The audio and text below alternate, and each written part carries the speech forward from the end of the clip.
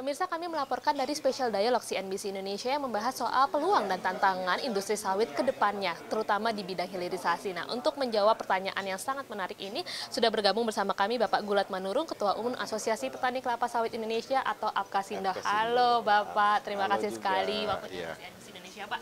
Tadi dalam sesi diskusi kita bersama, Bapak menyebutkan kalau 42% begitu kebun kelapa sawit kita dikelola oleh petani. Dan lalu apa yang menjadi tantangan hilirisasi bagi petani sendiri, Pak?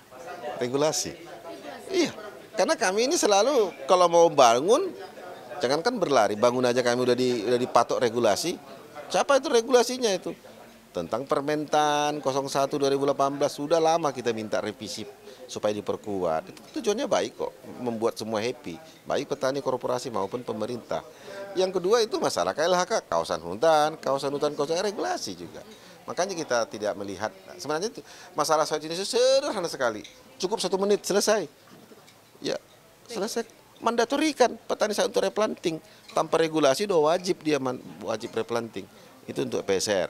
Yang untuk regulasi yang lain, contoh harga TBS segala macam, udah deh. Kita jangan mempersulit diri sendiri. Banyak kali peraturannya, BOTL lah, BOL lah. Ini kan ngapain? Orang udah sampai ke bulan loh, ngitungnya harga TBS saja pun susah banget. Sampai pukul-pukul meja, minta itu, minta ini, cek pabrik, tertuang sedikit, hitung semua. Gunakan aja berapa persen rendemen TBS-nya, kali 1% sekian rupiah. Selesai. Cipta alat, seperti kalau kita ke mall, begitu lewat, sekian suhunya. Begitu lewat truk, sekian rendemennya, bayar. Selesai, nggak ribut-ribut lagi. Jadi kalau menurut aku, Permentan 01 sengaja dibuat supaya banyak ruang gelap, supaya banyak yang bermain. Bro, ini sekarang zaman pemerintahan Prabowo akan tidak seperti yang ini, akan lebih tegas. Berada di tengah-tengah petani sawit. Saya pikir Pak Prabowo dan Pak Wapresnya juga akan melihat ini sangat penting. Karena beliau sadar bahwa ekonomi Indonesia ini bangkit dan berlari itu karena sawit. Dan petani ada di sana, tadi 42% kan? Iya gitu. Pak, tadi menarik juga soal harga TBS, Pak. Bapak selalu tadi bilang kalau harga TBS itu antara yang dibeli perusahaan sama yang ada di aturannya terlalu tidak sesuai. Ini kenapa nih, Pak? Ya itu tadi. Itu jawaban yang paling tepat. Petani swadaya itu 93% dari total luas atau 6,4 juta hektar. Petani bermitra plasma itu hanya 400.000 hektar.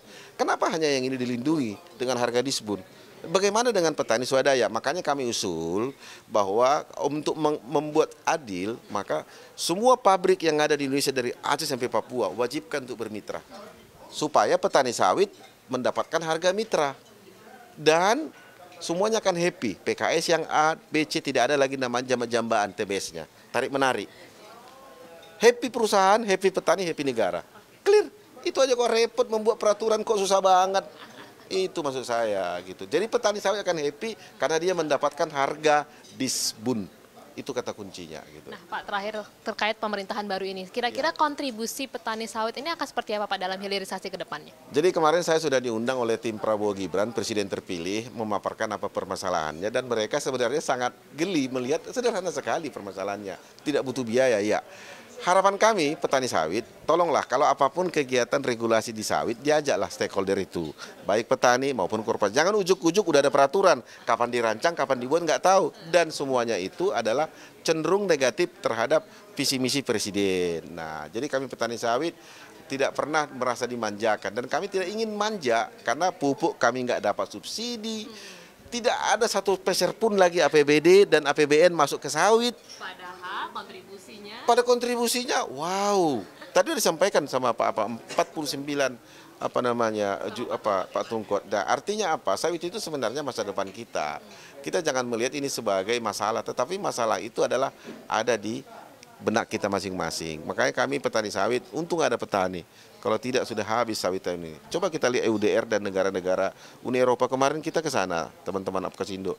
Mereka semua menginginkan petani yang bagian juga di hilir ini, jangan hanya korporasi. Tapi yang terjadi kan petani sawit selalu dikesampingkan. Terima kasih banget Pak Gulat, sehat selalu sama-sama untuk Anda. Ya pemirsa, dari Jakarta, Mira Rahmalia Aribudi, Tim Liputan CNBC Indonesia.